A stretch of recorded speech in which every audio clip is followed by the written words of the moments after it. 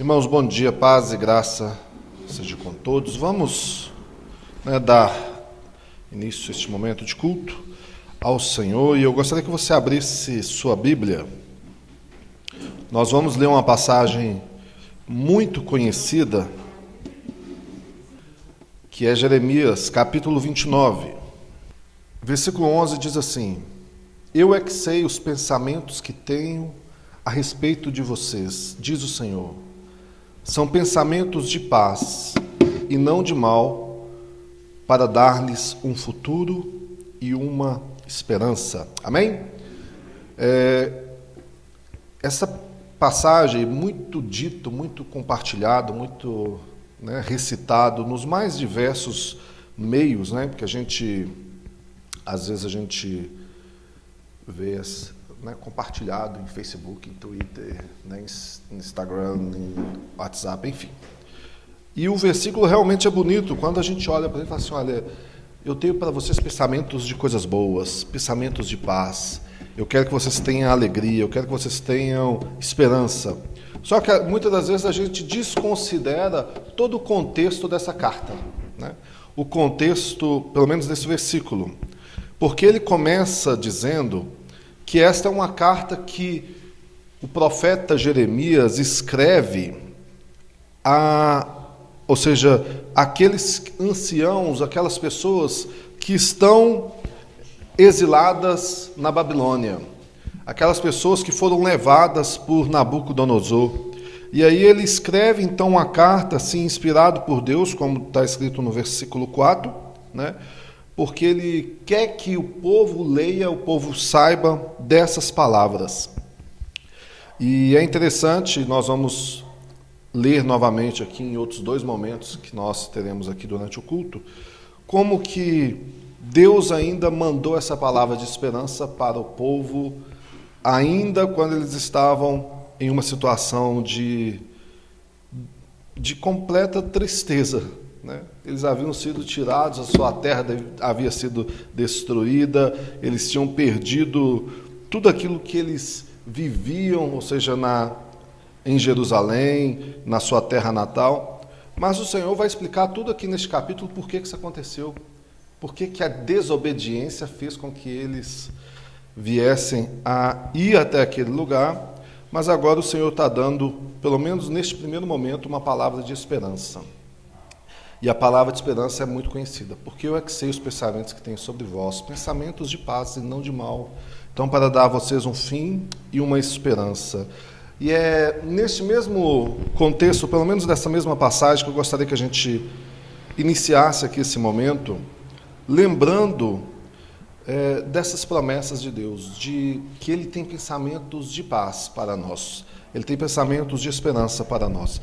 E às vezes a gente está vivendo em um momento conturbado, seja nacionalmente ou mundialmente, com as doenças, epidemias e tudo mais, ou às vezes esse problema é pessoal, às vezes está no nosso coração, às vezes está na nossa vida para com alguma circunstância ou alguma coisa que está nos afetando, às vezes é no relacionamento, às vezes é no trabalho, às vezes é com coisas que nós não temos o controle, como uma doença que está na nossa vida. Mas a palavra de Deus diz, eu é que sei os pensamentos que tenho sobre vós. Amém? E é sobre essa palavra que eu gostaria que a gente iniciasse esse momento orando ao Senhor. Em nome de Jesus. Pai, a Tua palavra nos diz, eu é que sei os pensamentos que tenho sobre vós. E nós cremos nisso e nós queremos, ó Deus, confiar em Ti neste momento.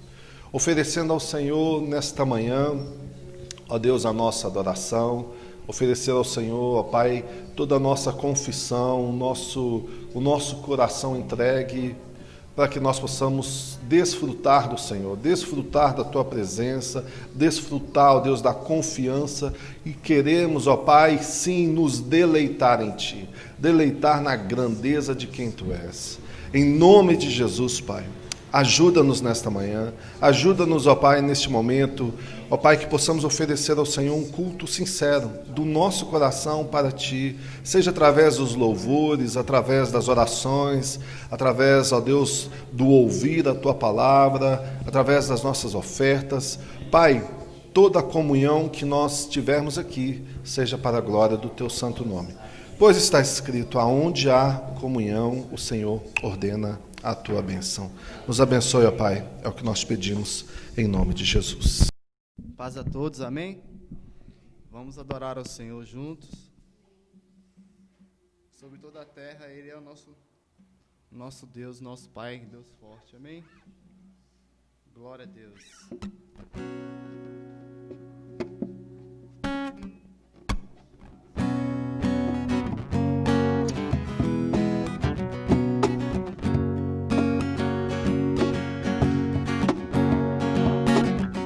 Sobre toda a terra, tu és o rei, sobre as montanhas e o pôr do sol, uma coisa só, meu desejo é reinar em mim, Senhor, reina em mim, com teu poder, sobre a escuridão, sobre os sonhos meus, tu és o Senhor de tudo que sou.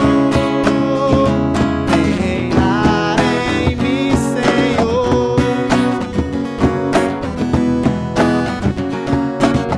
Glória a Deus. Sobre o meu pensar e o meu falar, a beleza que há em ti, tu és para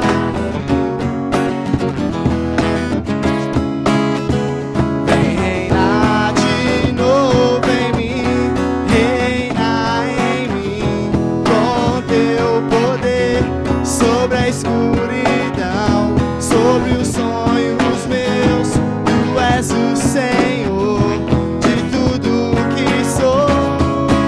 Escuridão, sobre os sonhos meus, tu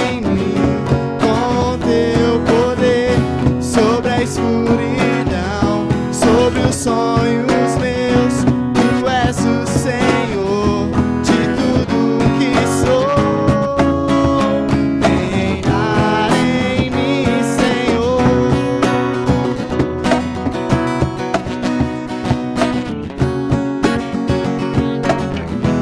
Vamos cantar mais uma vez. Reina em mim com teu poder, sobre a escuridão, sobre os sonhos meus, tu és o Senhor de tudo que sou.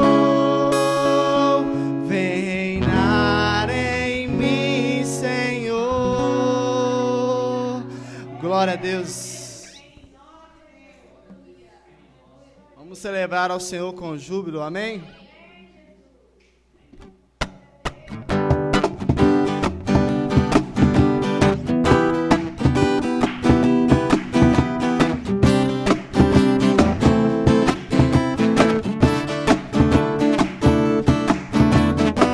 Celebrai com júbilo ao Senhor, todos moradores da terra. Servi ao Senhor com alegria e apresentai-nos a Ele com cânticos. Saber que o Senhor é Deus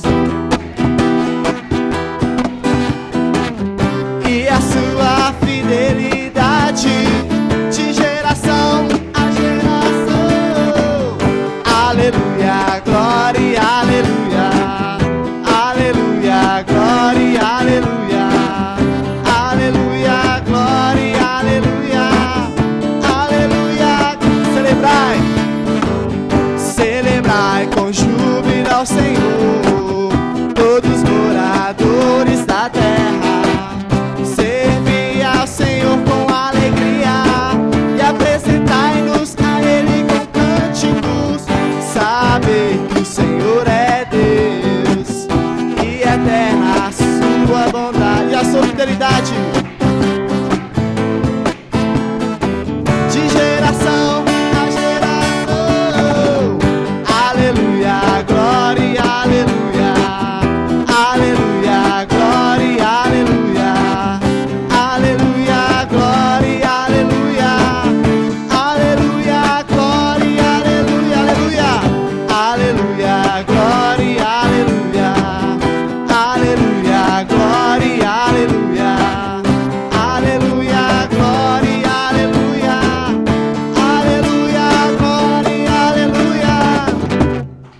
Glória a Deus.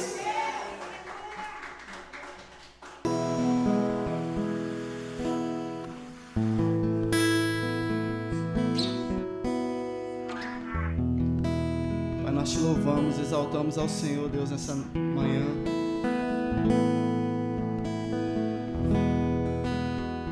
Sabemos que só o Senhor é Deus, só o Senhor é santo, meu Pai. Não há outro como o Senhor. O motivo de estarmos aqui nessa manhã é para te adorar, para falar da Tua palavra, Senhor. Para reunirmos como igreja, para termos comunhão, Senhor Deus, uns com os outros, com o Senhor principalmente, meu Deus. Na escuridão estava a humanidade a esperar, até que do céu viestes com perdão em teu olhar, para cumprir a profecia de uma virgem concebeu, desde o trono de glória na manjedoura ele nasceu. Vamos dar glórias a Deus Pai juntos. Louve a Deus Pai e a Jesus, louve ao Santo Espírito, majestade, Rei dos Reis, para sempre eu louvarei.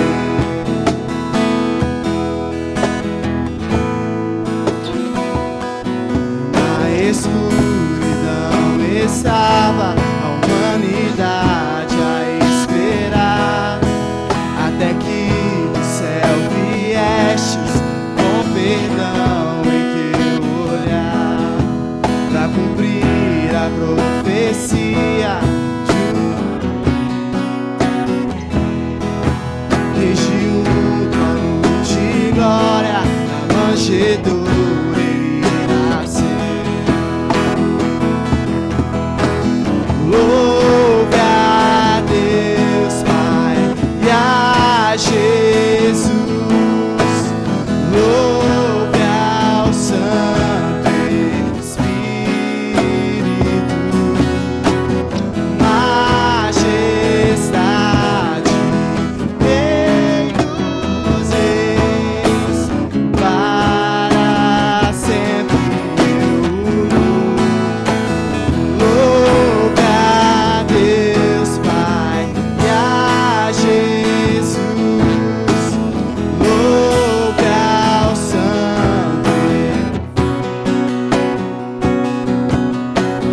majestade, Rei dos Reis, para sempre eu louvarei.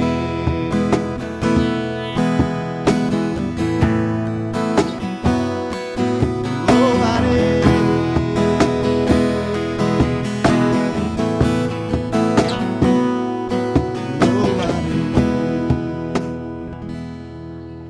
Glória a Deus.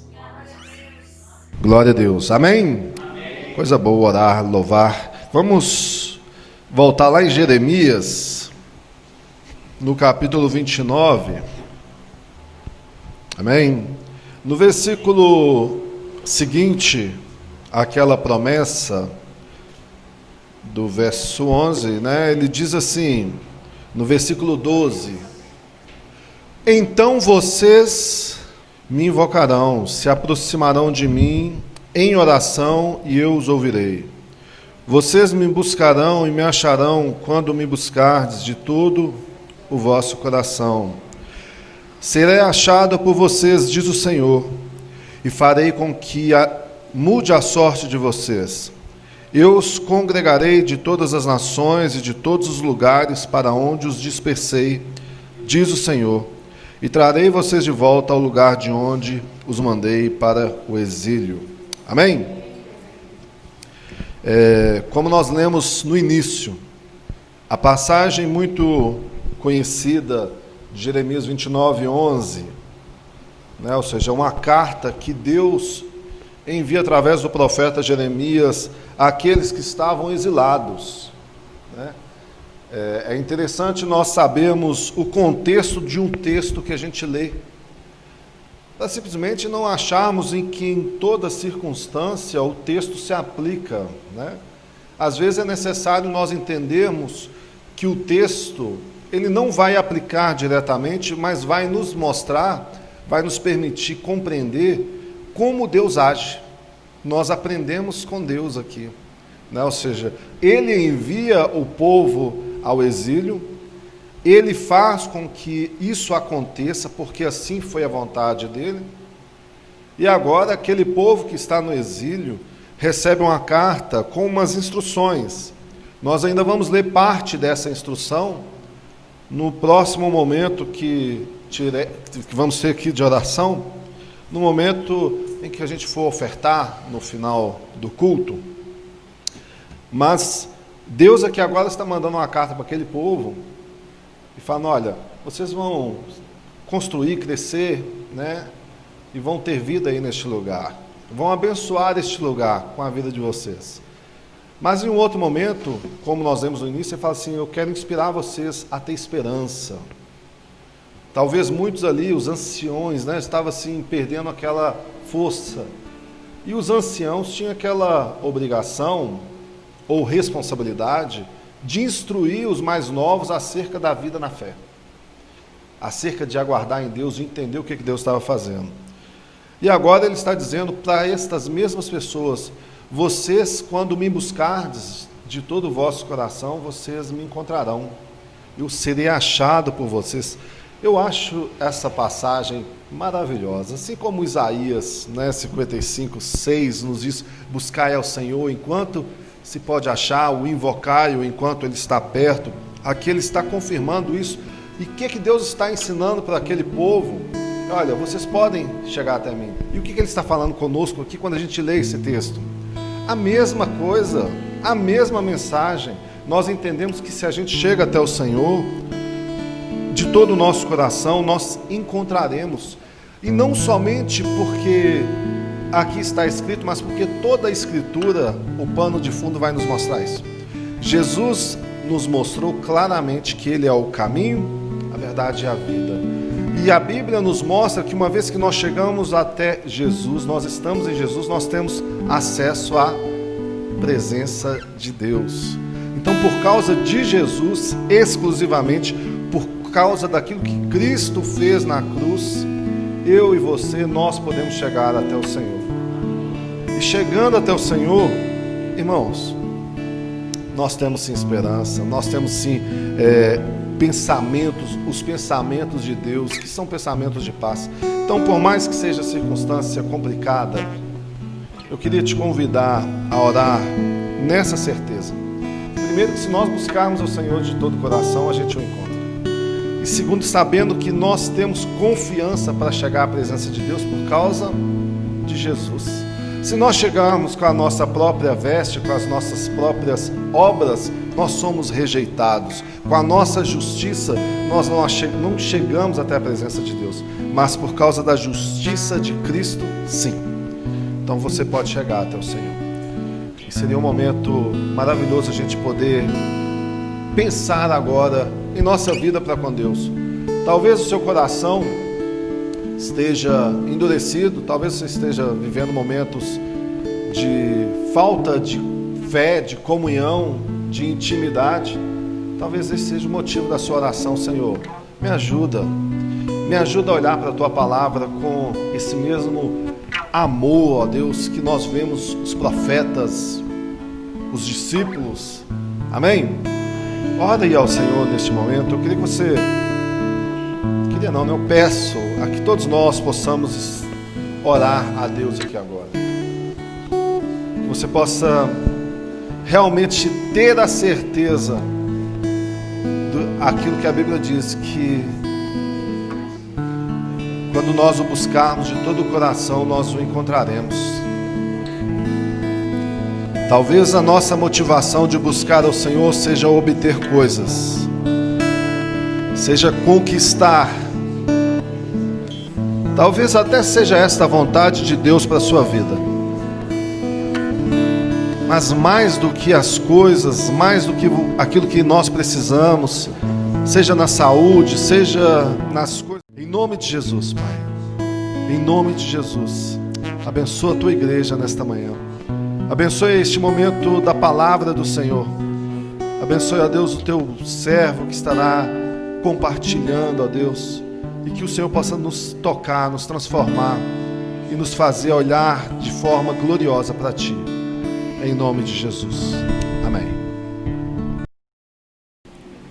Privilégio nosso, né?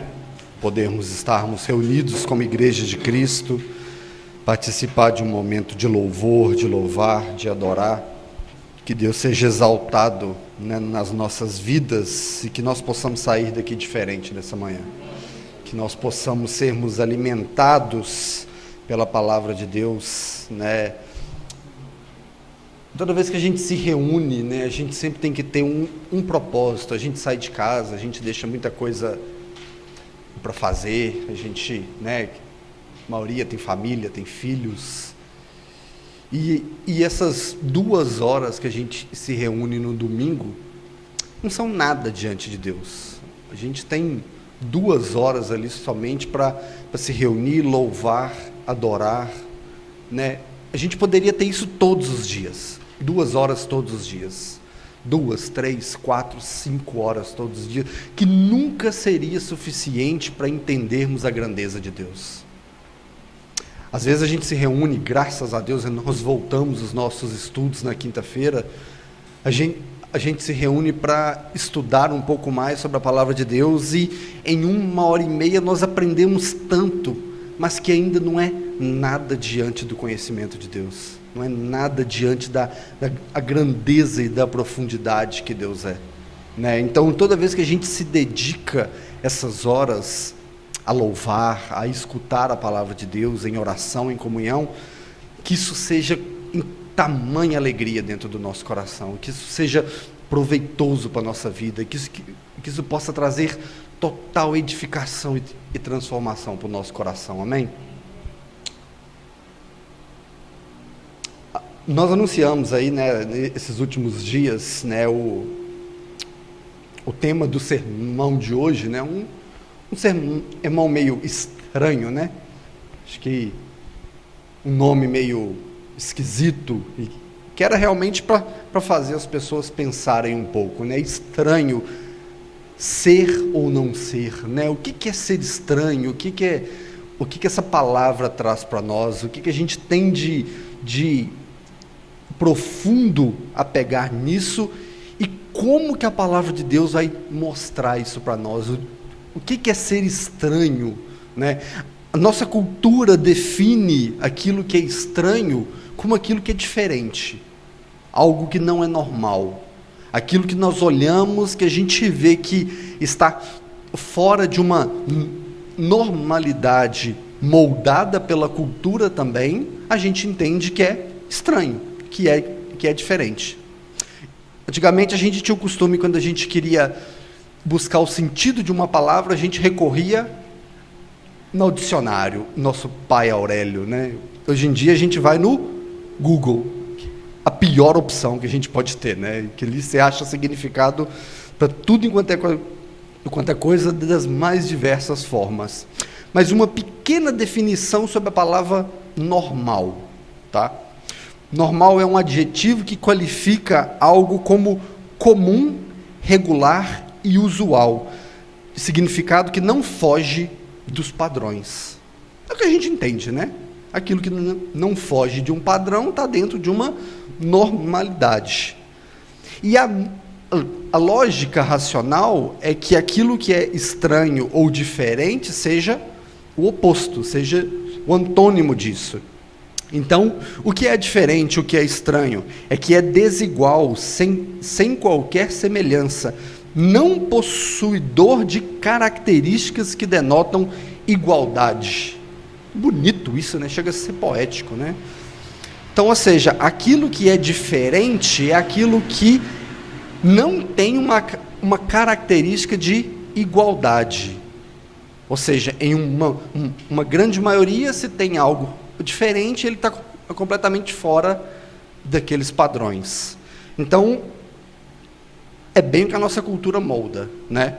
O que é normal e o que é diferente. E um exemplo disso, imagina só, tem um grupo de pessoas, todos de camisa azul, hein? De camisa azul. E tem uma pessoa apenas de camisa branca.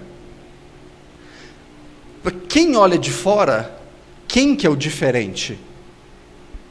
O de camisa branca. Correto? É assim que a nossa cultura olha isso. A gente vê um grupo com várias pessoas, todos de camisa azul, e um de camisa branca, aquela pessoa se torna diferente.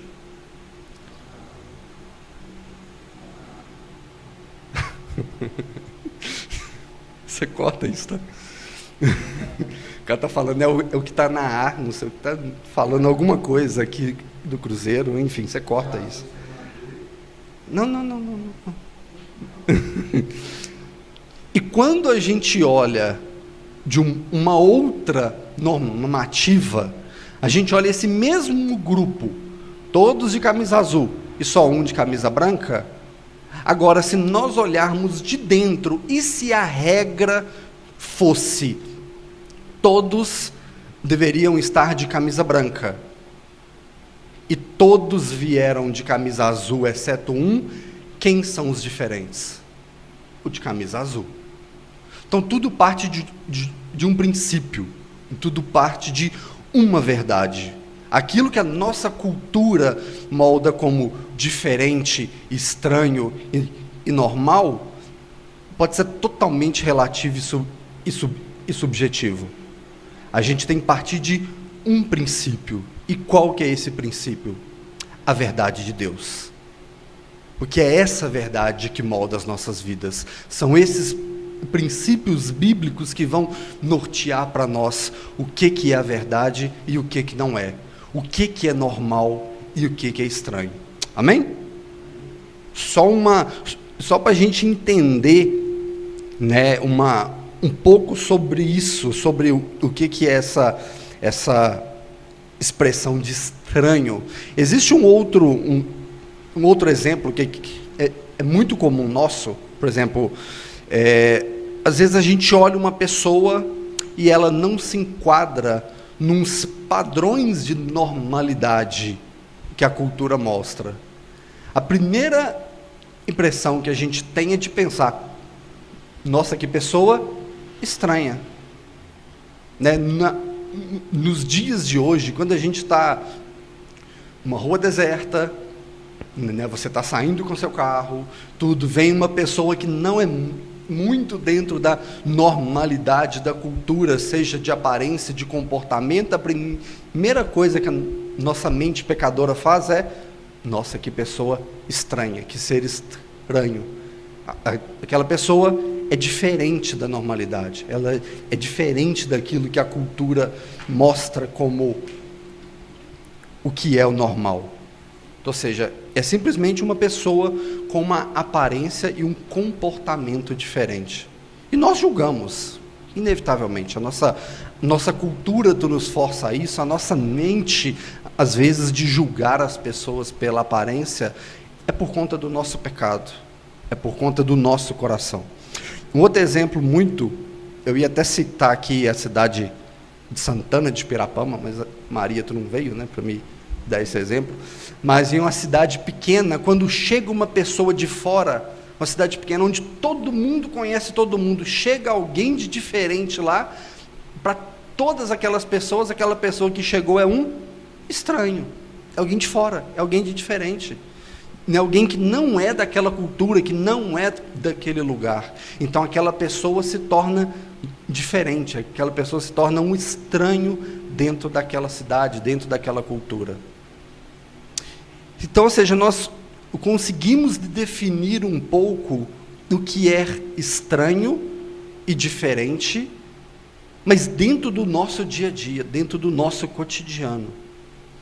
Seja por um pré-julgamento de alguém pela aparência, seja uma pessoa diferente que chega numa cidade que está em uma outra cultura, em uma outra rotina, isso se torna ser diferente. Isso é algo muito comum nos nossos dias. E a nossa cultura, ela faz isso com o cristianismo. O cristianismo é visto como uma coisa diferente, sobre pessoas diferentes, sobre como que o mundo lá afora olha para as pessoas da igreja e fala assim: nossa, que pessoa diferente, pessoa esquisita, as pessoas com os hábitos esquisitos. Isso sempre foi assim desde a igreja primitiva. Isso não vai mudar, porque a cultura, a sociedade abraça algo que muitas vezes a igreja não abraça. Aquilo que a cultura chama de normal, nós chamamos de diferente, e vice-versa. Então, um pouco desse ser diferente, ser estranho, por causa do cristianismo, que nós vamos tentar ouvir um pouco aqui hoje, né? Se Deus assim permitir. E a nossa cultura, ela trata os cristãos de uma forma diferente, muitas vezes com preconceito. Muitas vezes nós somos vistos até como seres de outros planetas para essa cultura. A gente não tem semelhança com eles. E para isso eu queria que você abrisse a sua Bíblia na primeira carta de Pedro, no capítulo 2.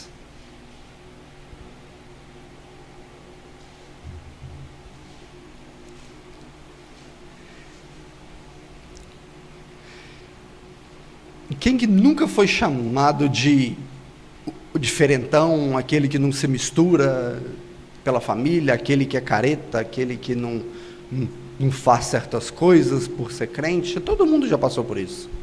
Acho que todo mundo já viveu algo assim, né? Todo mundo já sofreu esse tipo de julgamento por simplesmente ser cristão, por simplesmente tentar ser diferente, né?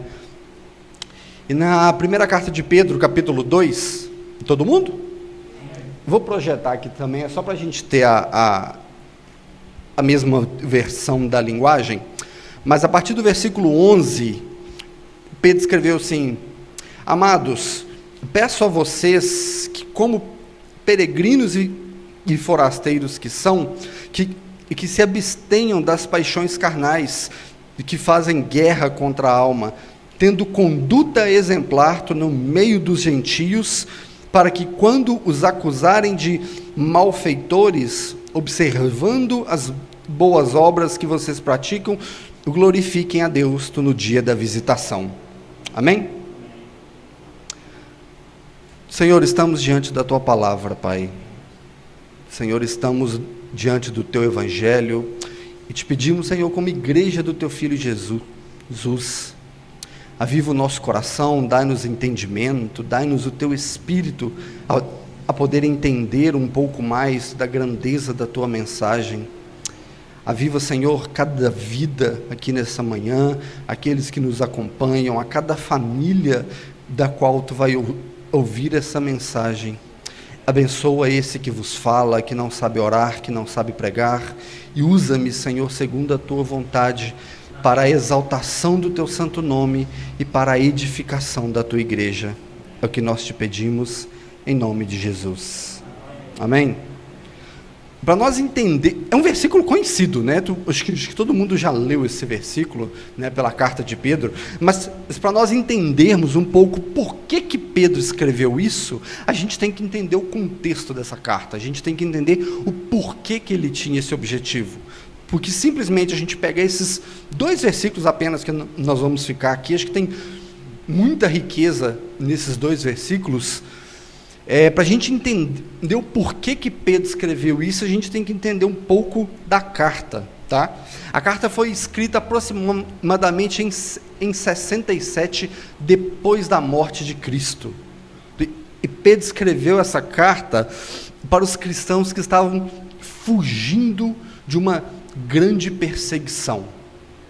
Os cristãos estavam sendo dispersos, e quem começou essa perseguição na época tinha mais ou menos 3 anos atrás, em 64 para 65, foi o imperador Nero, aquele que tinha colocado fogo em Roma e colocou a culpa nos cristãos. Esse é o contexto da história. Então, ou seja, aquela época os cristãos estavam saindo, fugindo daquela região e se adentrando em outras províncias, em outras cidades, em outras culturas. Eles estavam fugindo da sua terra natal e se refugiando em outros lugares. Então tem sentido Pedro escrever isso para eles. Então a gente entende o porquê que Pedro escreveu, né?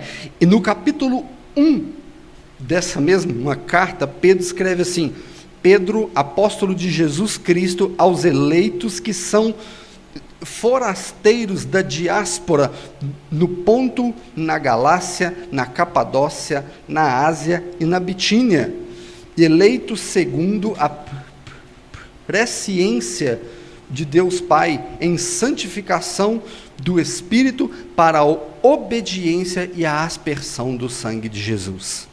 Então, ou seja, no início da carta, Pedro começa a escrever aquela carta que ele tinha o objetivo de quais as províncias, quais as cidades, quais as regiões aqueles discípulos, aqueles cristãos estavam fugindo. São essas que a gente leu. Então tem sentido quando Pedro fala de forasteiros e refugiados, né? Forasteiros e peregrinos, que é o que ele usa. E no capítulo 1, eu te convido a ler esse capítulo 1 em casa, se assim o seu coração pedir. A intenção de Pedro é encorajar aqueles cristãos a continuar firme na fé. Porque eles saíram da sua terra natal, da sua crença, da sua fé, que era ali nativa, e eles estavam inseridos agora em uma outra cultura, com outros povos. Eles estavam em um lugar totalmente diferente.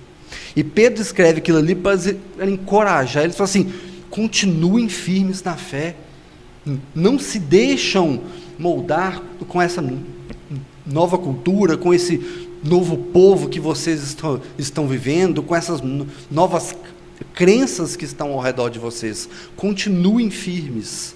Essa é a carta, essa é a intenção de Pedro ali, de encorajar esses cristãos, de dar a eles ainda, e durante o capítulo 1 ele fala assim: não é qualquer fé que vocês têm a fé do Cristo Jesus, daquele que morreu na cruz e que o sangue deles garantiu a vida eterna. Do sangue de Jesus pagou os seus pecados. Então, ou seja, Pedro tem a intenção de encorajar aqueles cristãos. E no decorrer da sua carta, no capítulo 2, é onde nós lemos esse versículo, ele está ali encorajando, mas também alertando os cristãos a não se contaminarem com aquela cultura, a continuarem seres diferentes daquele povo, seres estranhos para aquela cultura, mas que eles continuassem firmes na fé. Então, quando a gente olha o versículo 11, novamente, ele diz assim: amado, peço a vocês, como peregrinos e forasteiros que se abstenham das paixões carnais que fazem guerra contra a alma. Ou seja, Pedro já inicia ali, agora faz sentido para nós entendermos o que é peregrinos e forasteiros, né? E Pedro ali não está falando somente do fato deles terem saído da sua terra natal. Pedro está falando ali assim: vocês não pertencem a essa cultura, essa cultura, essa terra, não é de vocês. Mas, acima disso tudo, ele está falando assim: vocês não são desse mundo. Vocês são da igreja de Cristo. Vocês são povo de Cristo. A cidadania de vocês é do céu, não é daqui. E isso Pedro não somente escreve para aquele povo, escreve para nós. A carta tinha um propósito, que era para aqueles cristãos, mas isso se aplica a nós também, a igreja de Cristo que prevalece nessa terra.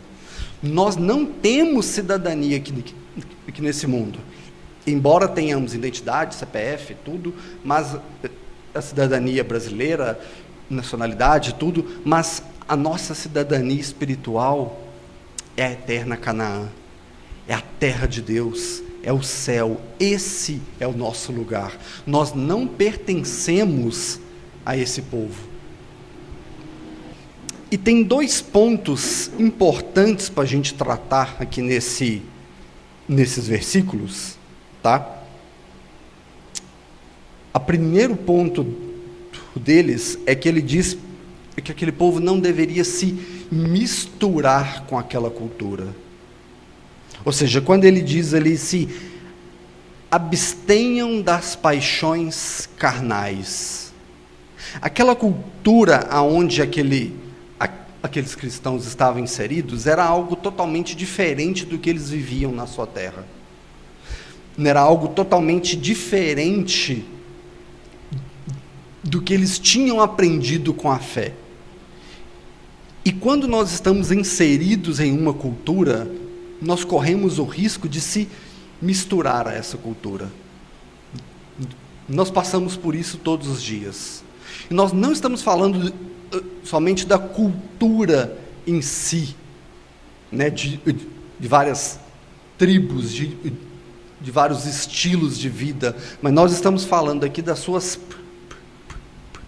práticas pecaminosas. É disso que Pedro está falando. Não se misturem com o pecado deles. Não se misturem com aquilo que eles chamam de normal, mas que nós, nascidos de novo, vemos que é pecado. Não se misturem, porque vocês não são desse mundo. A cidadania de vocês é o céu. Aqui não é a sua cultura. E quando ele está falando sobre isso, Pedro tem uma intenção de zelar pelo aquele povo, de se preocupar com a fé deles, com a vida deles. Tem um sentido pastoral ali naquela carta. Tem um sentido de cuidar daquele povo, de cuidar de tudo que ele já tinha ensinado, né, de tudo que eles tinham aprendido. Nossa, misericórdia, agora que eu vi, a impressão ficou horrível. Tudo que eles tinham aprendido naquela fé, ele tinha o cuidado de não deixar aquelas pessoas se perderem com aquilo. E isso é o papel da igreja hoje. O papel da igreja é conseguir ensinar os preceitos, bases e fundamentos da fé, e não deixar que as pessoas se percam dentro da cultura, não deixar que as pessoas se dispersem dentro da cultura e se misturem com essas práticas pecaminosas. Não, o sentido pastoral de se abster dos desejos carnais é aquilo que o mundo acha que é normal, mas que a igreja vê como pecado. E o cuidado de Pedro com aquele povo era nesse sentido. E não tem sentido alguém que nasceu de novo, que tinha a fé firmada em Cristo Jesus, se misturar com aquela cultura. A intenção de Pedro é continuem sendo os diferentes, continuem sendo esse povo estranho e forasteiro, que não pertencem a essa cultura, mesmo estando inserido nela. Não se permitam corromper-se com o pecado dessa cultura. Permaneçam firmes na fé. Isso não é uma mensagem só de Pedro para aquele povo. Isso é uma uma mensagem de toda a Bíblia para a igreja atual. O povo de Cristo é chamado a não se misturar com o pecado do mundo. Nós sabemos que o mundo jaz no maligno, nós sabemos que o mundo está perdido, o mundo enxerga tudo normal, aquilo que Deus chama de pecado. Aquilo que é a nossa cultura, não, isso aí hoje em dia é normal. Deus fala, isso é abominação. Não se misture com esse povo. Sejam diferentes, sejam separados, sejam chamados de um povo estranho, mas que não se misture com esse pecado. E é isso que Pedro vem trazer. Sabe o que é uma coisa muito triste para nós hoje? Né? É quando você tem um relacionamento com alguém, você tem um relacionamento com alguém de amizade, de trabalho, de escola, tudo, e tempos se passam, e de repente essa pessoa descobre que você é cristã, e ela fala com você, nossa, nem sabia que você era cristão.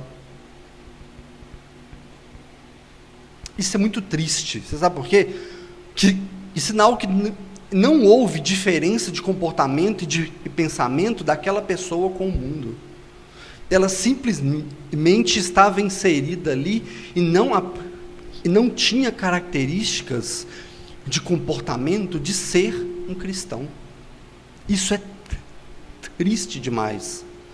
Quando o pastor Wagner usou uma vez uma brincadeira chamando de o crente 007, aquele que é um agente secreto, né? Aquele que ninguém sabe que ele é crente, ou seja, ele está inserido na cultura, ele está no meio, ele participa de tudo que a cultura traz, todas aquelas práticas, e ninguém sabe que ele é crente, ou seja, não tem diferença dele para o mundo, e isso é muito triste. Quando o cristão ele está em igualdade com a sociedade, está em igualdade com a cultura, ele tem que rever o cristianismo dele. Ele tem que rever se realmente ele é cristão.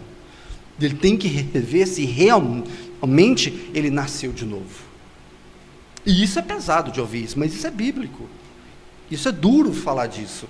Mas, ou seja, quando não há diferença entre o nosso cristianismo e aquele colega de trabalho nosso cético que não acredita em Deus, qual que é a diferença?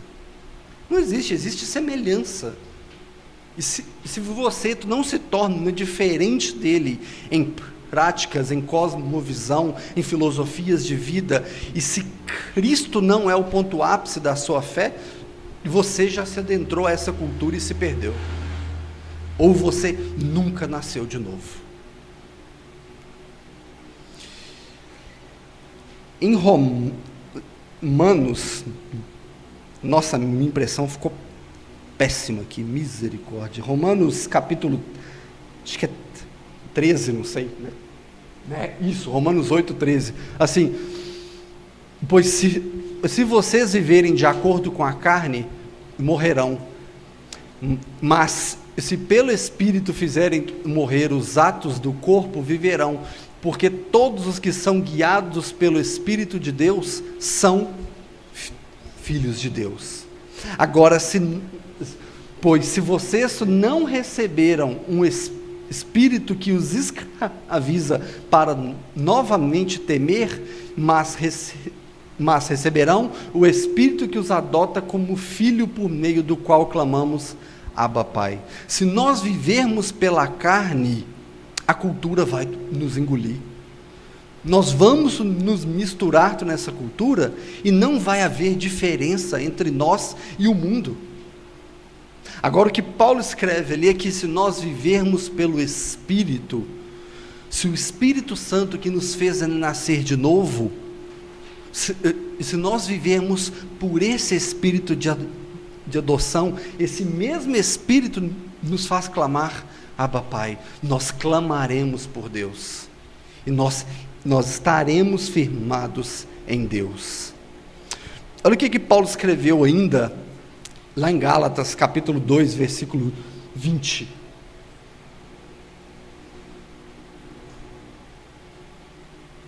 Não, então não coloquei. Fui crucificado com Cristo, assim já não sou eu quem vive, mas Cristo vive em mim. A vida que agora vivo no corpo, vivo pelo afeto no Filho de Deus, que me amou e se entregou por mim.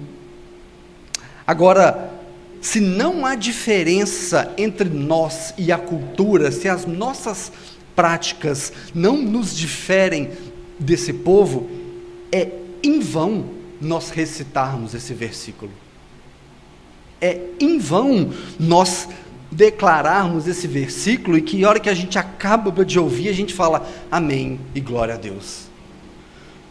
Porque se você não foi crucificado com Cristo e você não vive mais em você, é em vão a sua fé.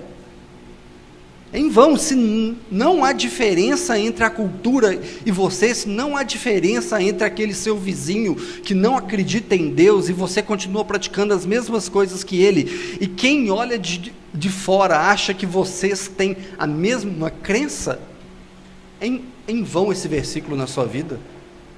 É em vão, não tem sentido.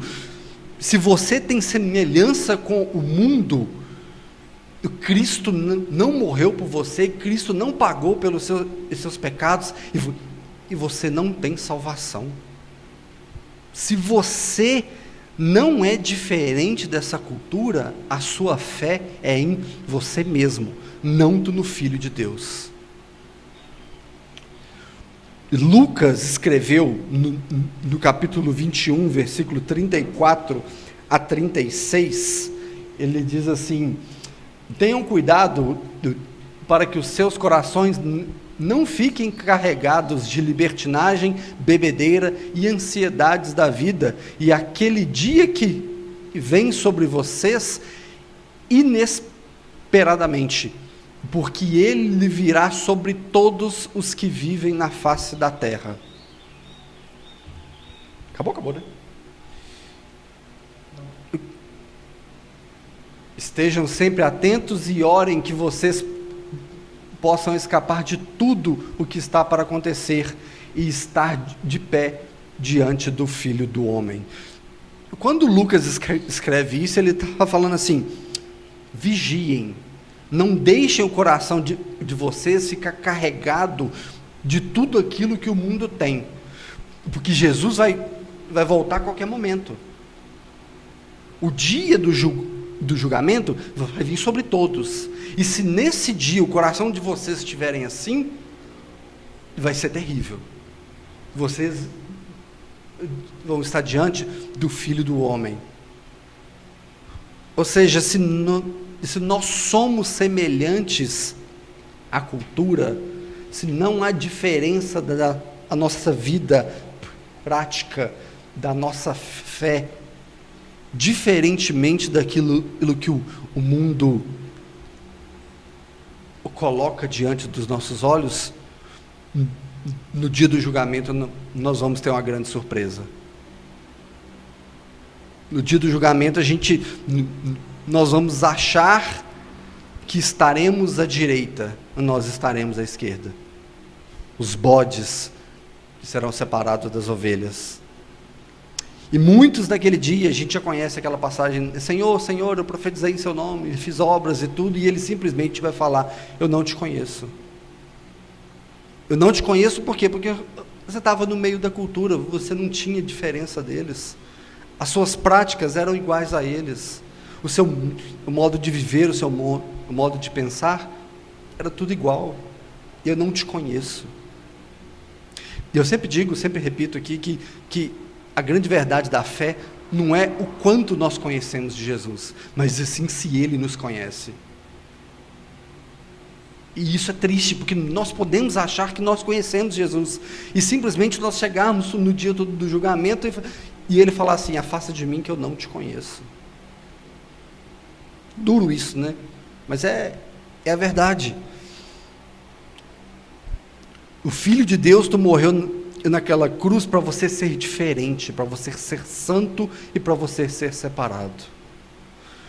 João escreveu a sua primeira carta, do capítulo 2, versículo 15 e 16, ele diz assim: não amem o mundo nem o que nele há. Se alguém amar o mundo, o amor do Pai não está nele, pois tudo que há no mundo, a cobiça da carne, a cobiça dos olhos e a ostentação dos bens, não provém do Pai, mas do mundo. E quando nós estamos inseridos na cultura, nós corremos o risco de cobiçar as coisas da carne, cobiçar tudo aquilo que os nossos olhos veem, mas muitas dessas coisas não está firmada na nossa fé. E nós corremos o risco de abraçar isso como uma coisa normal, aonde nós justificamos para nós mesmos. Todo mundo faz, isso é normal.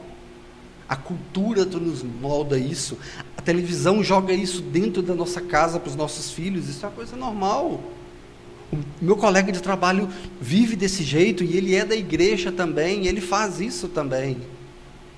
E nós corremos esse risco de basear a nossa fé nas atitudes do próximo e não nas atitudes de Cristo.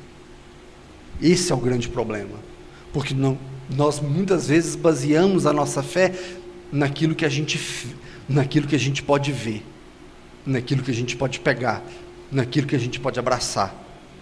Mas a grande verdade da fé é que a fé é a certeza das coisas que não se veem. É naquilo que é eterno, é naquilo que vai voltar e vai levar a sua igreja contigo. Amém? E nós queremos ser parecidos com o mundo, nós nunca vamos ser parecidos com Cristo. Isso é fato. Quando nós queremos abraçar o mundo, eu falo assim: não, eu tenho que manter aqui o politicamente correto, legal, com a minha família, com o meu trabalho e tudo. Se você quer abraçar as coisas do mundo, você nunca vai ser parecido com o Filho de Deus. E Tiago mesmo disse, lá em Tiago 4,4, se a gente quer ter amizade com o mundo, nós nos tornamos inimigos de Deus. Você já pararam para pensar no peso que é ser um inimigo de Deus? Tiago não estava de brincadeira quando escreveu isso. O Espírito Santo não o inspirou à toa para isso. Ele tinha um propósito com isso.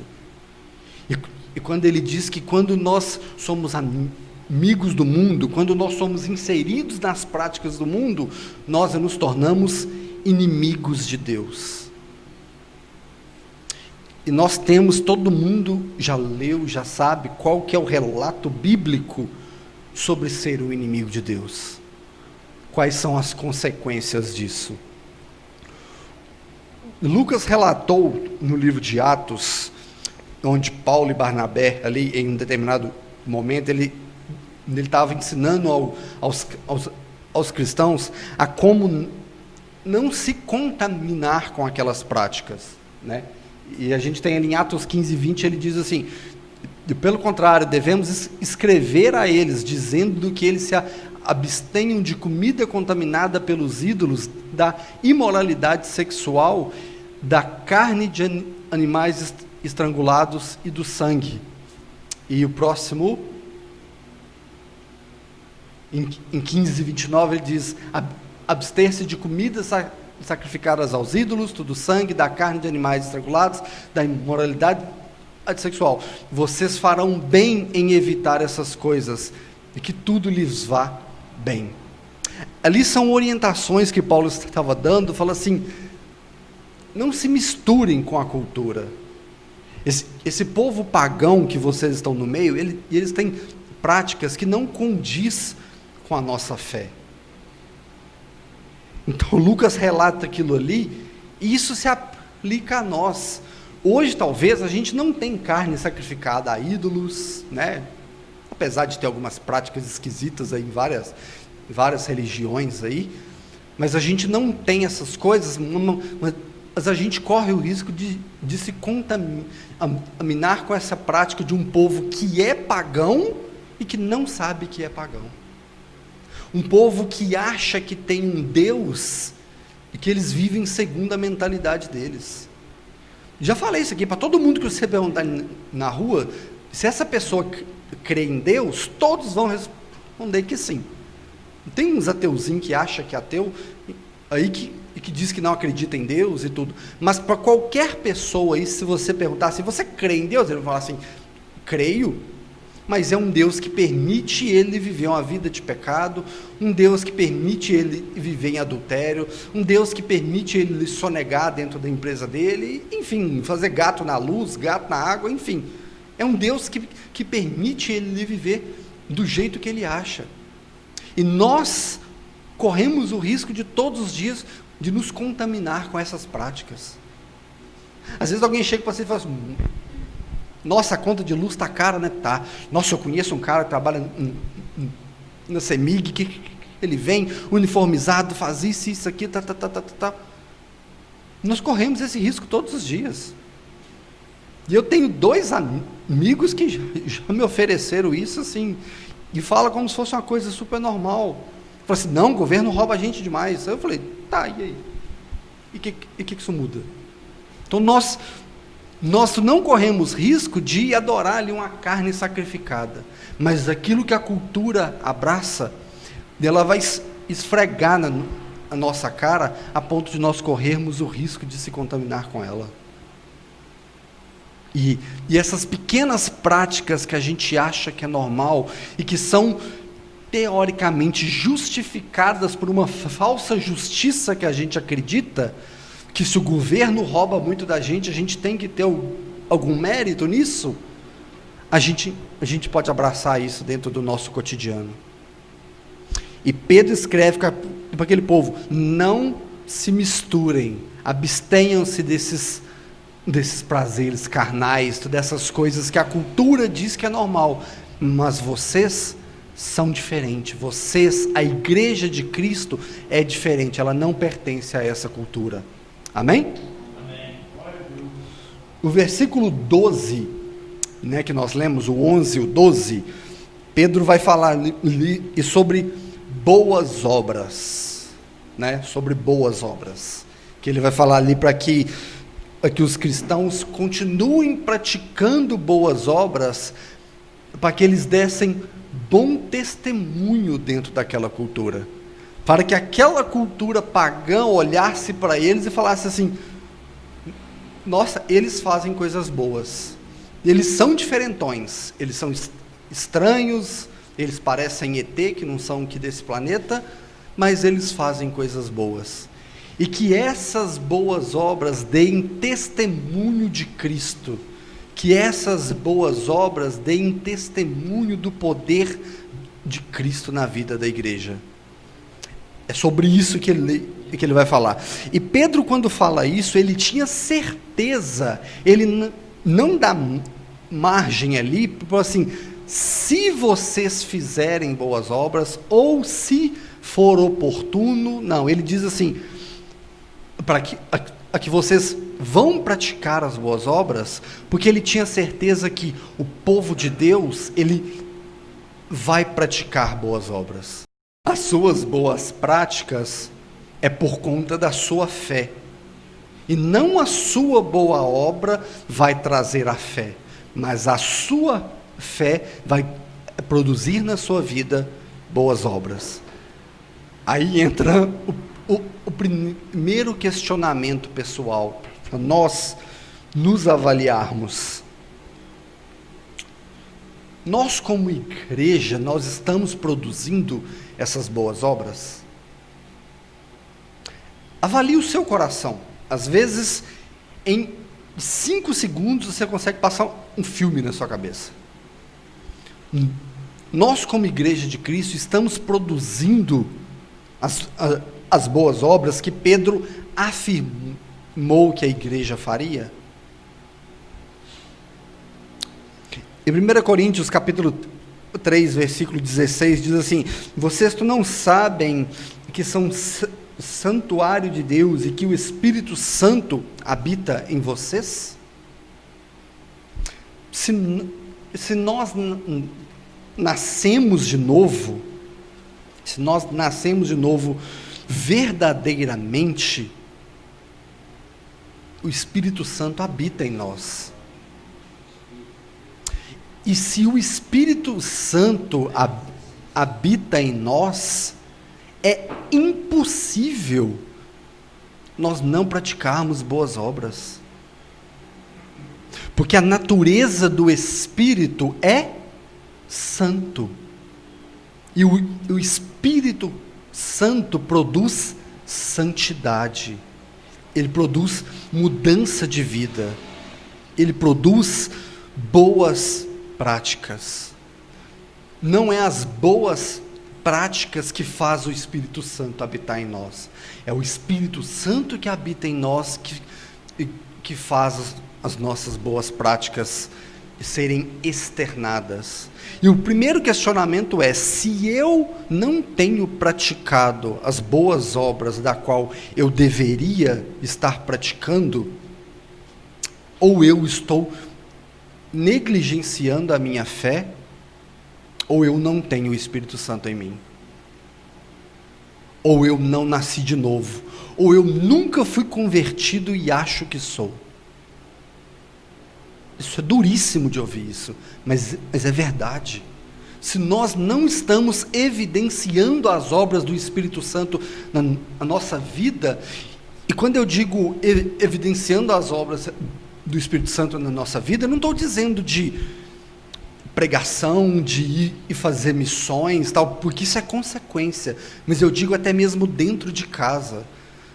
Se eu não sou um bom pai, um bom marido, um bom filho, um bom profissional, se eu não honro aqueles que estão ao meu redor, não existe vida espiritual em mim, não existe conversão. Eu tenho que nascer de novo. É aquilo que Nicodemos perguntou a Jesus, né? A gente sabe lá em João 3, a gente precisa se arrepender dos nossos pecados e buscar verdadeiramente relacionamento com Deus. E quando Pedro diz, afirmando para aqueles cristãos que eles iriam praticar, é porque ele tinha certeza da fé deles, é porque ele tinha certeza que a igreja verdadeira de Cristo ia praticar essas boas obras, ela ia dar testemunho no meio de uma cultura depravada e desprovida de santidade. Isso serve para nós? Claro que serve. Pedro escreveu para aquele povo, mas isso se aplica totalmente aos nossos dias. Se a igreja não pratica boas obras e ela não se mistura com a cultura, na verdade, se a igreja pratica boas obras e ela não se mistura, ela é uma igreja genuína. Ela precisa externar isso, ela tem que praticar as boas obras. Na igreja de Cristo foi preparada, ela foi separada, ela foi predestinada a fazer boas obras antes mesmo da criação de todas as coisas. Agora, se nós não fazemos, há algo de errado em nós. Se nós não somos diferentes da nossa cultura, a gente tem que reavaliar o nosso cristianismo. Em Efésios 2, versículo 10, diz assim: porque somos criação de Deus realizada em Cristo Jesus para realizarmos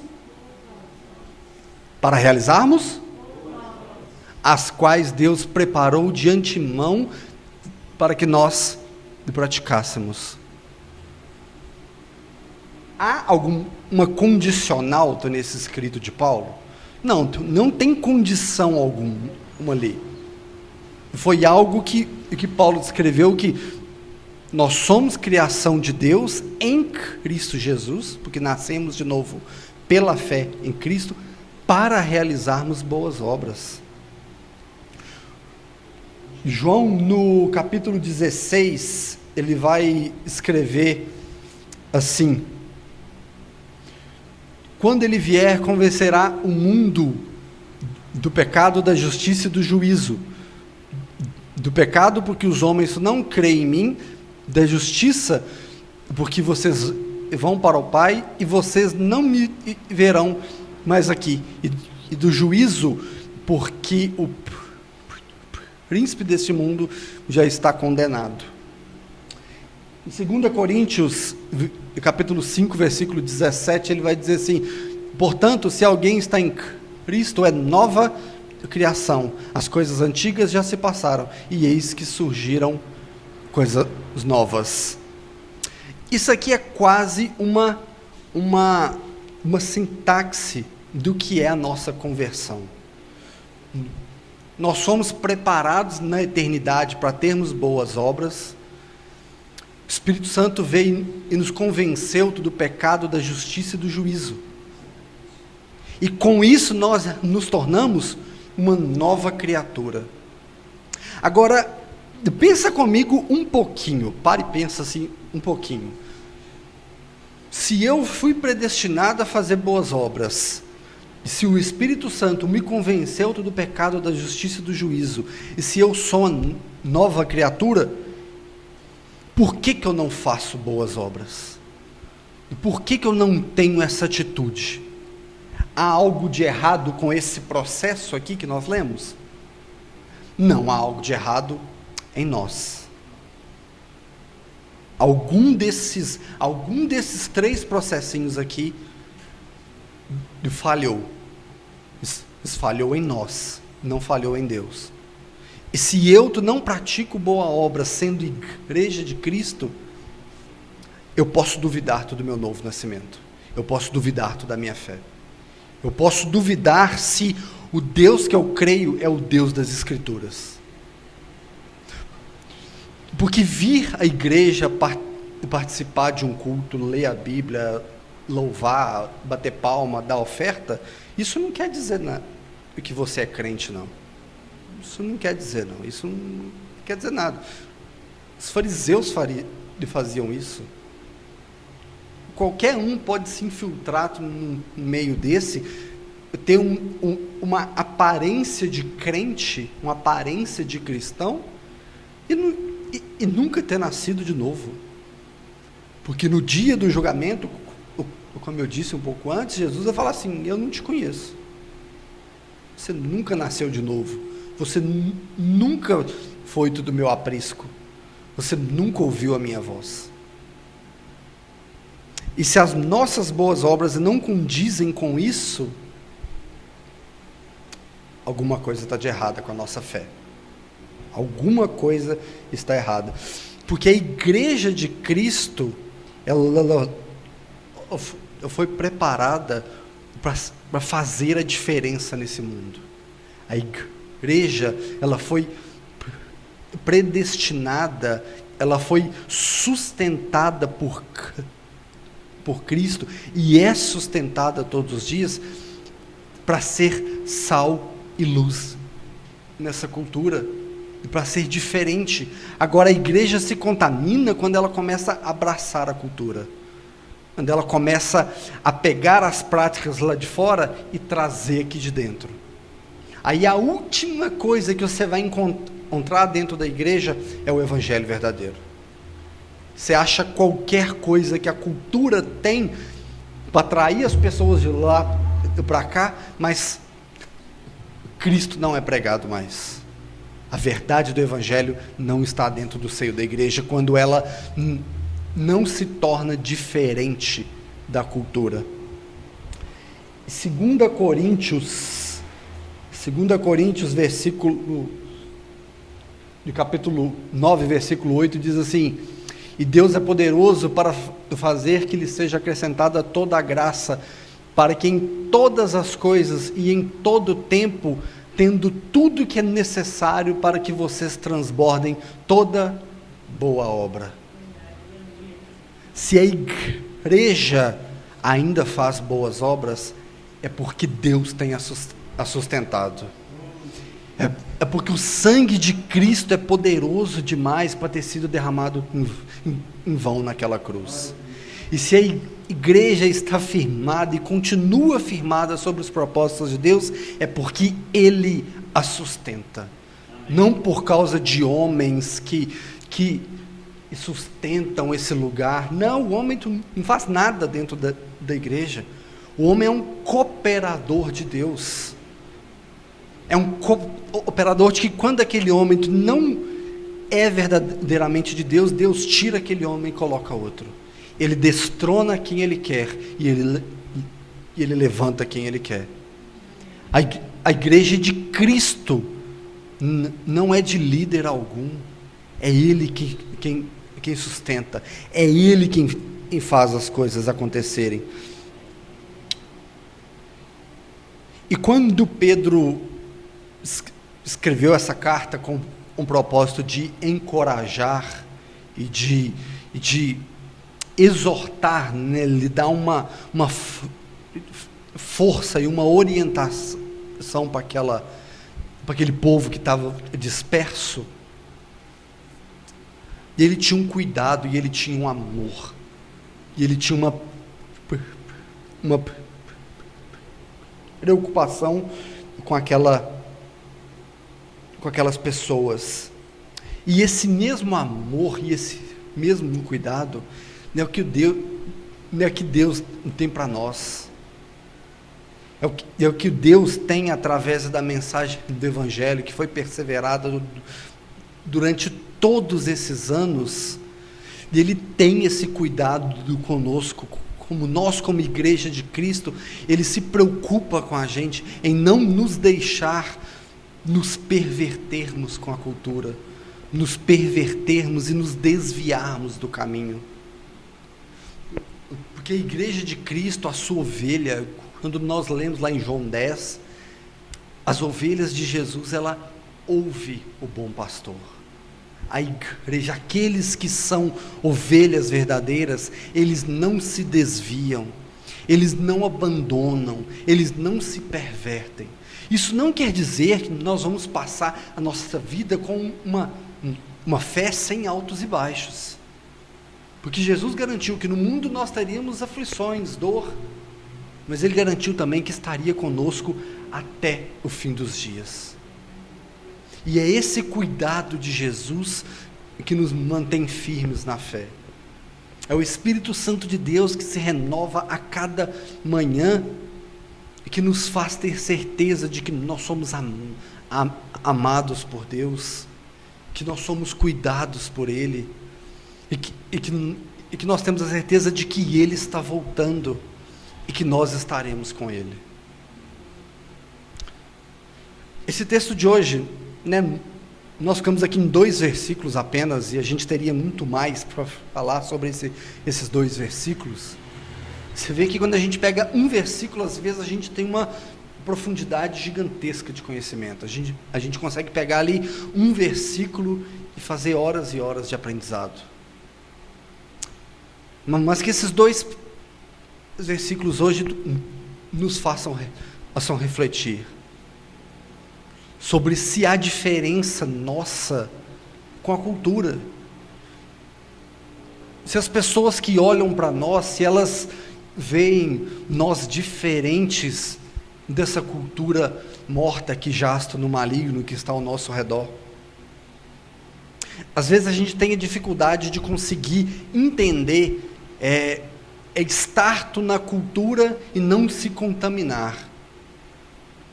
Os relatos bíblicos mostram que Jesus andou somente com os piores pecadores. Ele se envolvia com prostitutas, com cobradores de impostos. Ele estava somente com os piores, mas ele nunca se contaminou. Ele fez a diferença no meio deles. Mas aí a gente pode passar e pensar assim, mas é uma comparação injusta, porque era Jesus e eu sou pecador. Mas o propósito de Deus para mim e para a sua vida é que nós sejamos cada dia mais parecidos com Cristo. O propósito de Deus é que nós chegaremos na sua gloriosa volta imaculados, nós seremos santificados na volta dele, e esse processo perdura a nossa vida inteira, e nós estamos em santificação, E quem está em santificação precisa ser exortado, precisa ser chamado a atenção, porque a palavra de Deus diz que Deus repreende aquele que Ele ama. E se nós somos exortados por Deus, é porque Ele nos ama, é porque Ele cuida de nós. Para nós finalizarmos, eu não vou conseguir ler aqui, minha impressão está horrível. Mateus 5, acho que versículo 16. Nossa, deixa eu abrir aqui, que a impressão falhou toda aqui, gente, me perdoe.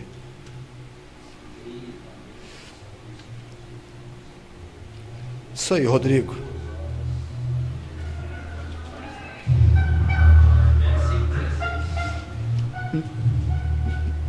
Mateus capítulo 5, versículo 16.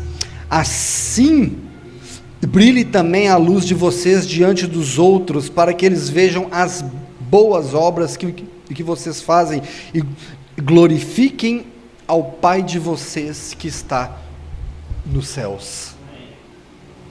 Que nós possamos resplandecer essa luz, que nós possamos ser essa luz nas vidas que estão em escuridão, que as nossas obras testifiquem não sobre a nossa vida, mas testifiquem sobre a vida de Cristo, que nós devemos dar testemunhos de Cristo, não sobre as nossas vidas.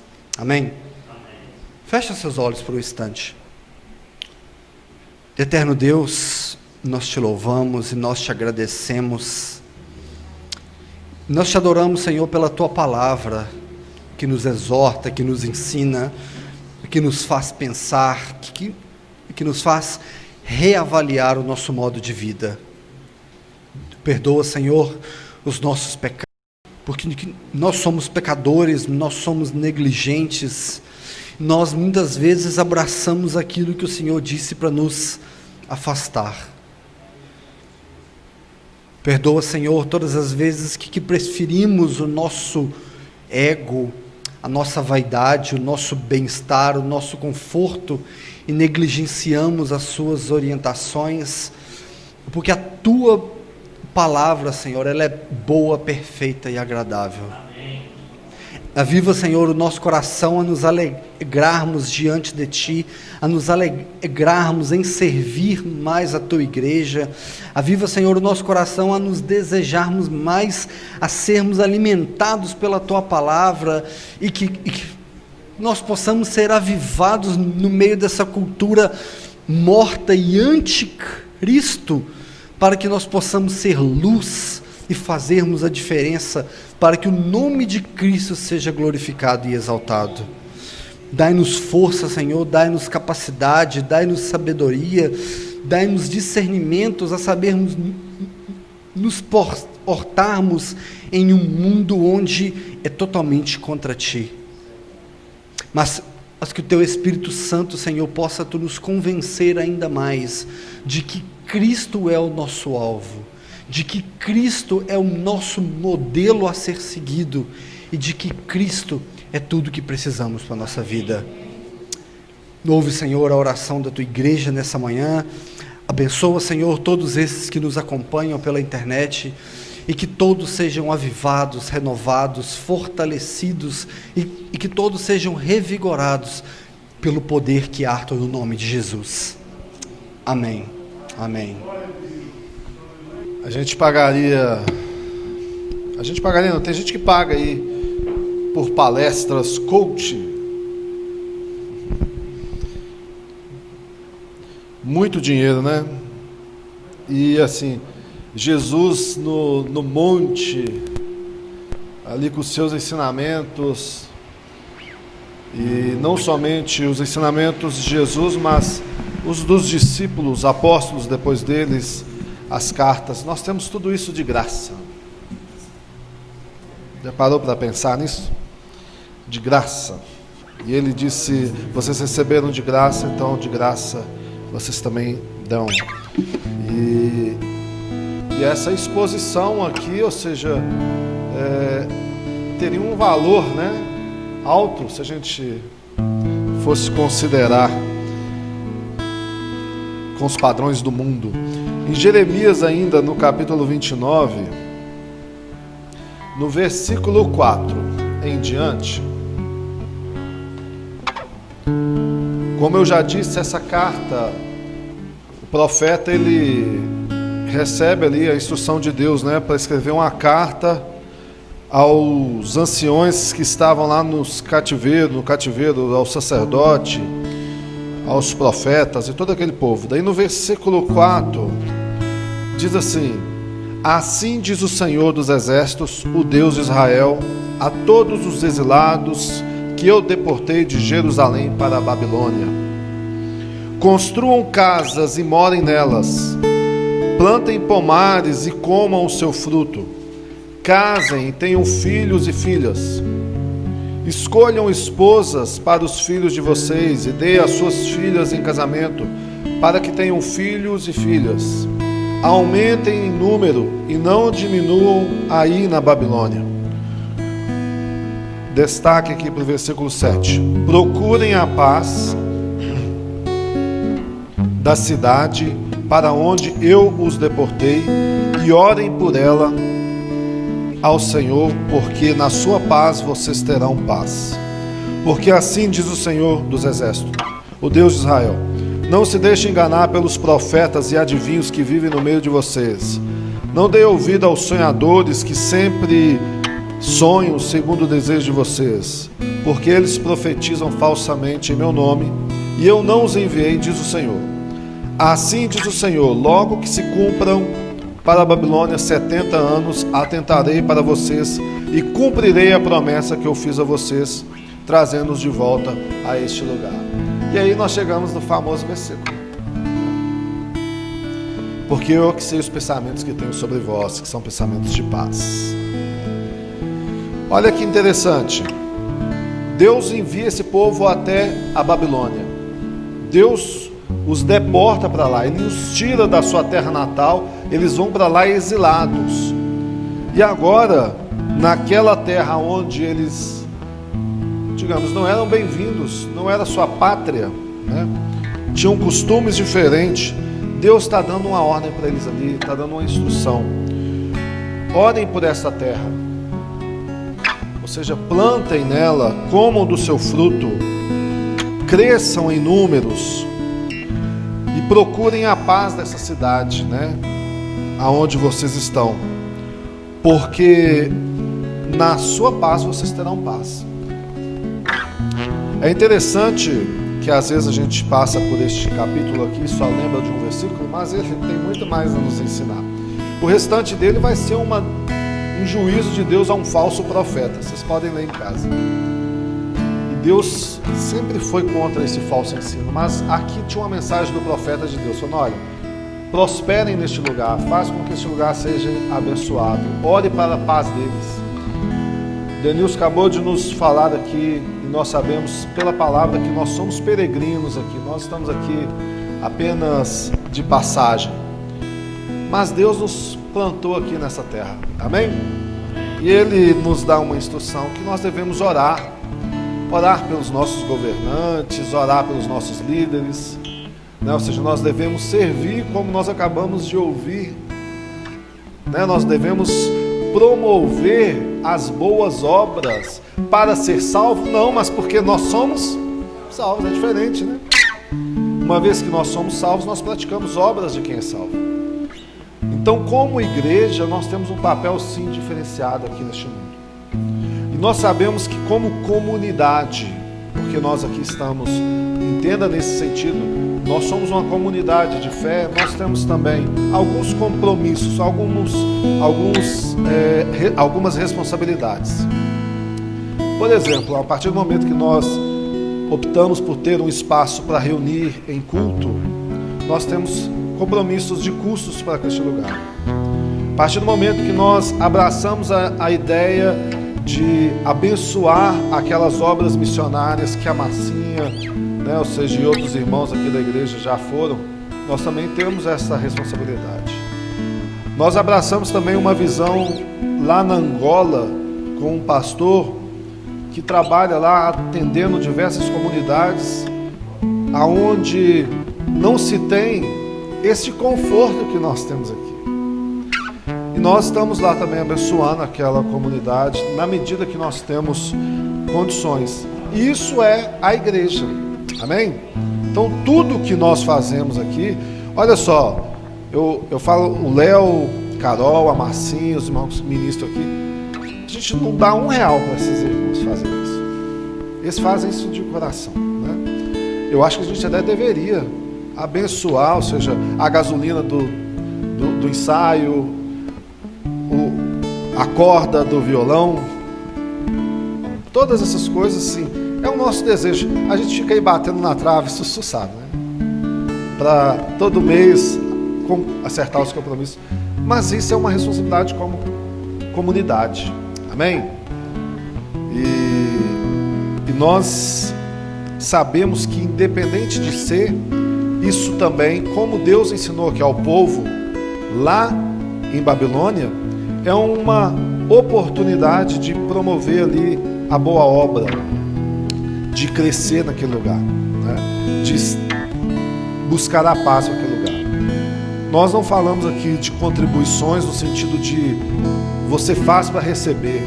Não, nós fazemos porque nós já recebemos.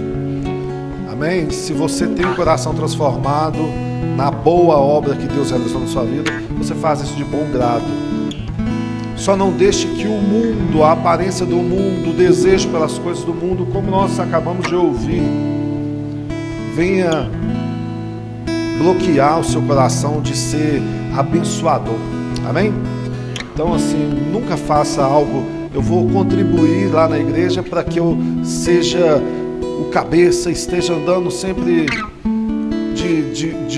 com bem, com o melhor. A gente olha para aqueles irmãos ali na Angola e não precisa ir lá, a gente pode vir aqui na nossa cidade, mesmo aqui no interior dos nossos Minas Gerais, a gente vai ver que nós estamos muito bem comparado a muitas pessoas. Então, se Deus tem te dado esse recurso, seja um bom administrador dos recursos de Deus. Amém?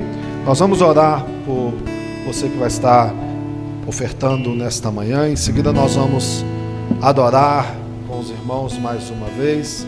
E aí nós vamos orar para a gente ir embora. Antes vai ter um cafezinho ali, né? Muito bem assim, preparado por nossa irmã Lúcia, que nos abençoa sempre. Um café e um chá para quem não é do café. Amém? E é um momento de comunhão e alegria também. Senhor, muito obrigado por esta manhã. Obrigado por este momento de culto. Obrigado porque podemos chegar a Ti em oração. Temos muito ainda a aprender, Pai. Muitas coisas a tirar de nós. Ó Deus, nós precisamos de uma transformação.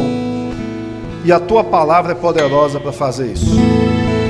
Nos conformando, nos exortando, nos consolando. Faça isso em nós, Pai. Abençoe aqueles que irão hoje ministrar aqui. Também, ó Deus, o seu coração através da oferta. Que o Senhor seja sempre o sustentador da vida deles, do celeiro e da casa deles e de tudo que eles têm. Porque se temos algo é porque veio do Senhor.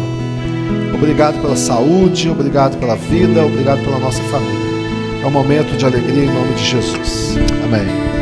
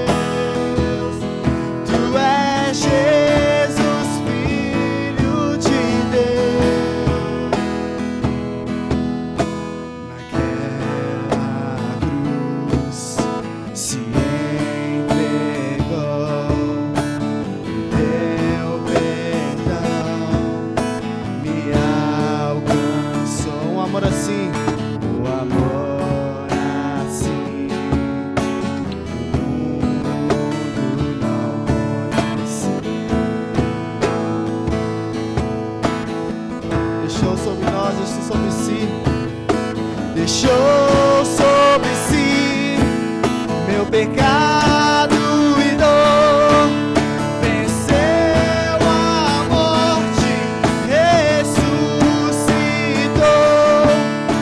Um amor assim o mundo não conheceu.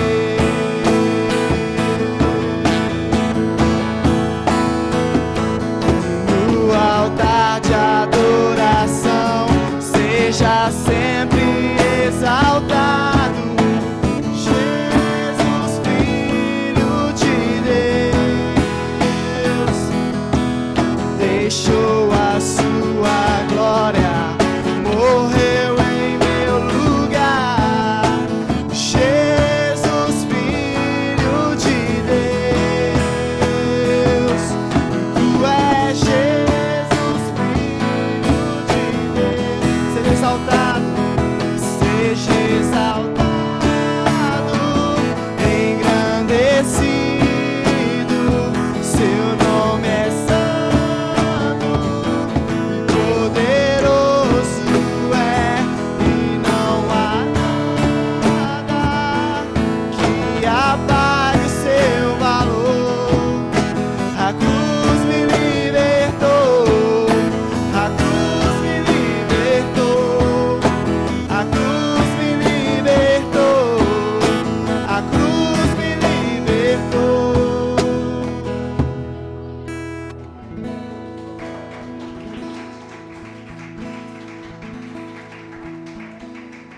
Glória a Deus. Amém?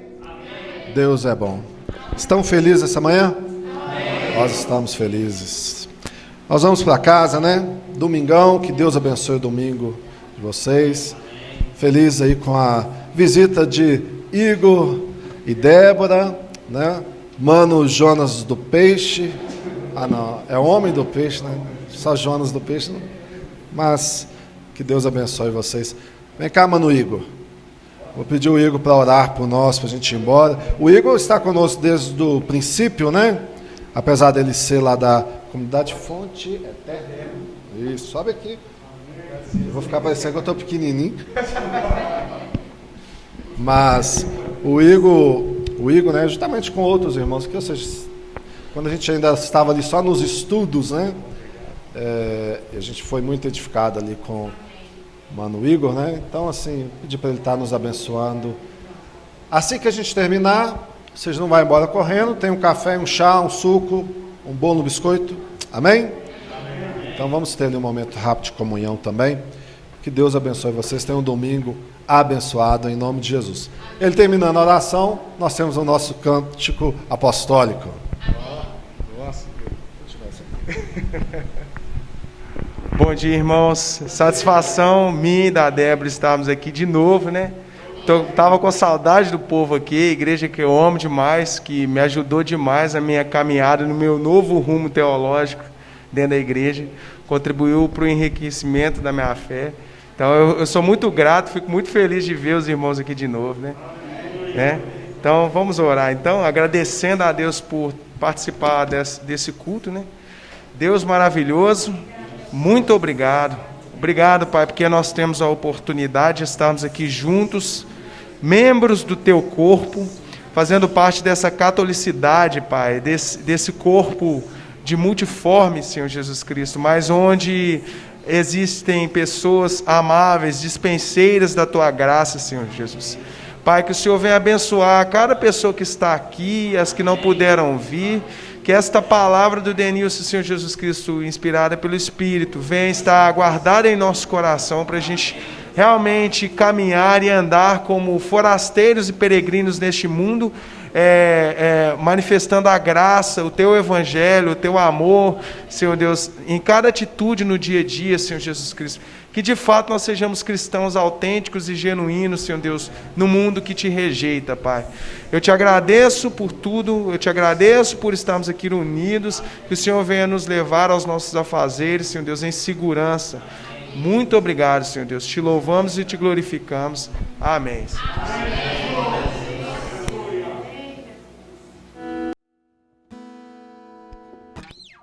Que E a graça do Senhor Jesus